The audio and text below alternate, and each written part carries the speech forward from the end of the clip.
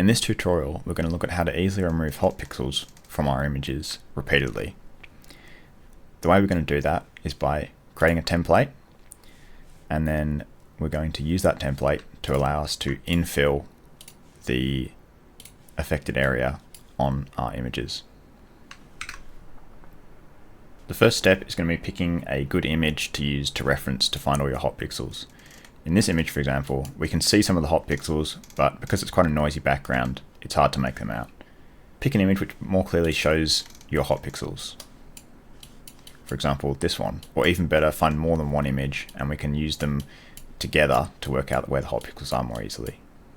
Once you've loaded your raw image into Affinity Photo, we need to make sure we either disable lens correction so we can make sure our profile works for every image taken with our camera, or you can create a new template for each lens if you want to enable lens correction.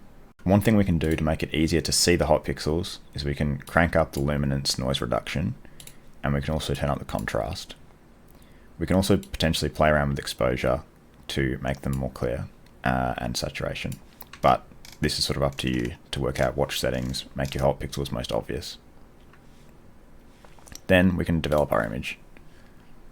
In this case, I've got a different image which also shows the hot pixels quite clearly, so I'll also do the same settings on this picture. Now that I've got my second image, I can copy it and paste it into the same document as the first one. And this way I can see that the hot pixels perfectly line up, and I can use this to check if a mark is actually a hot pixel or if it's just a sort of artifact of the image. Anything that appears in both images is a hot pixel. So now we want to create a new layer, a new pixel layer, and then we want to start basically selecting the brush. You can select any color, but I like to have a really clear color such as bright green, and then we just go over and draw over all of our hot pixels on this separate layer, and we can see I can toggle this on and off to show and hide the layer. So make sure it's on a separate layer. So now that I have created my hot pixel template, I can hide the background layers so that I only have the hot pixels, then just export it as a PNG. So now whenever we want to develop our photos, we can drag in our raw image. We have to disable lens correction unless, as I said, you've made templates for each lens correction profile that you want to use. We can adjust our exposure and do any normal image adjustments we want. Once we develop it, we can drag in our template file,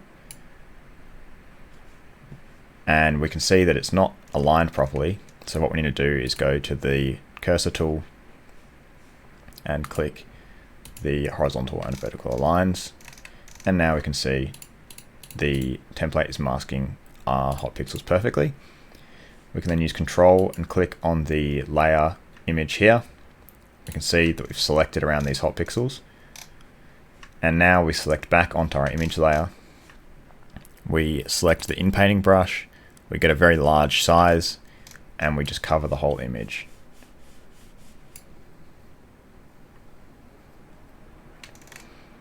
And if we now deselect, we can see that where the hot pixels once were has now been perfectly infilled by the inpainting tool.